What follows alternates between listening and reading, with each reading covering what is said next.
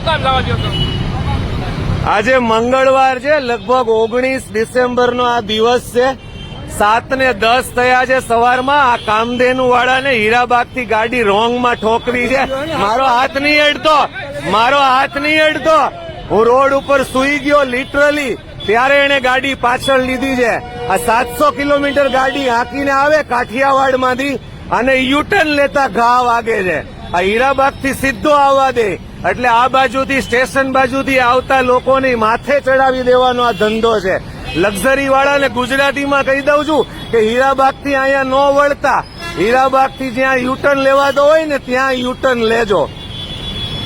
Two wheel વાળાની માથે નથી ચડાવી દેવાની ગાડી. સવારમાં 7 વાગ્યા હોય ને આમ વાગ્યા છે એટલે હું રાતે 2 વાગે આવો તોય યુટર્ન લેજો.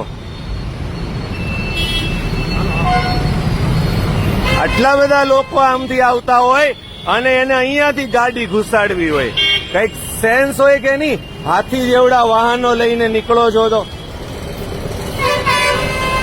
આ કેવડું ટ્રાફિક આવે છે સ્ટેશન બાજુથી અને એને અહીંયા ગાડી ઘાલવી છે. કાંઈક તો અક્કલ હોય.